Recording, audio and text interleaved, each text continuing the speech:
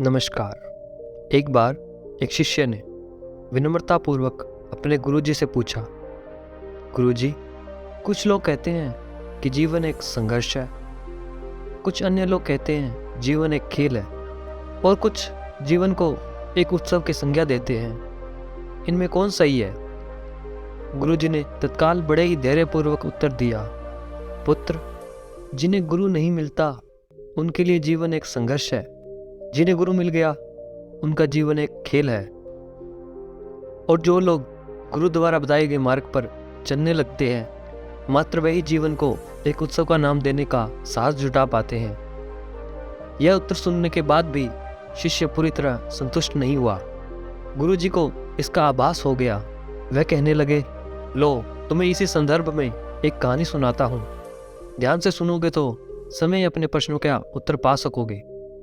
एक बार की बात है कि किसी गुरुकुल में 3 शिष्यों ने अपना अध्ययन पूर्ण करने पर अपने गुरुजी से यह बताने के लिए विनती की कि उन्हें गुरु दक्षिणा में क्या चाहिए। गुरुजी पहले तो मंद मंद मुस्कुराए और बड़े स्नेहपूर्वक कहने लगे, मुझे तुमसे गुरु दक्षिणा में एक थैला भर के सूखी पत्तियां चाहिए, ला सकोगे? वे तीनों मन ही मन बड़े प्रसन्न हुए, क्योंकि उन्हें लगा कि वे बड़ी आसानी से गुरु की इच्छा पूरी कर सकेंगे। सूखी पत्तियां तो जंगल में हर तरफ बिखरी रहती हैं। वे उत्साहपूर्वक एक ही स्वर में बोले, जी गुरु जी, जैसी आपकी आज्ञा।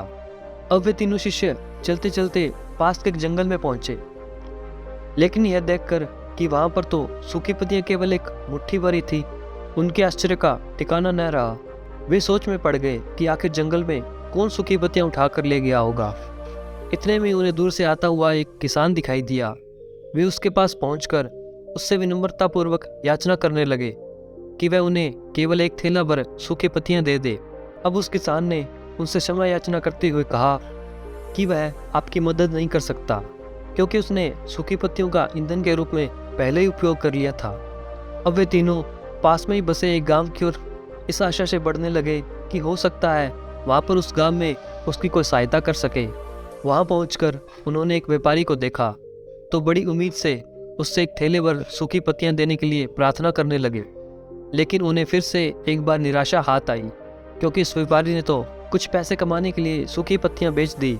लेकिन उस व्यापारी ने उदारता दिखाते हुए उन्हें एक बूढ़ी माँ का पता बताया जो सूखी पत्तियां एकत्रित किया करती थी। पर भाग्य ने यहाँ भी उसका साथ नहीं दिया, क्योंकि वह बूढ़ी माँ तो उन पत्तियों को अलग अलग करके कई प्रकार की औषधियां बनाया करती थी।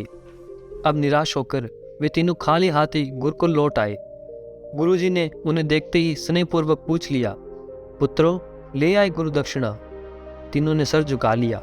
गुरुजी द्वारा दोबारा पूछे जाने पर उनमें से एक शिष्य कहने लगा, गुरुदेव, हम आपकी इच्छा पूरी नहीं कर पाए। हमने सोचा था कि सूखी पत्तियां तो जंगल में हर तरफ बिखरी रहती हैं, लेकिन बड़े ही आश्चर्य की बात है कि लोग उनका भी कितनी तरह से उपयोग करते हैं।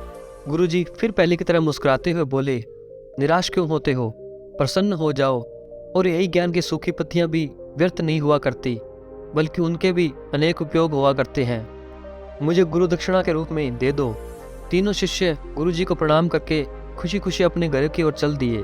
वह शिष्य जो गुरुजी की कहानी एकत्रित होकर सुन रहा था, अचानक बड़े उत्साह में बोला, गुरुजी, अब मुझे अच्छी तरह ज्ञात हो गया कि आप क्या कहना चाहते हैं।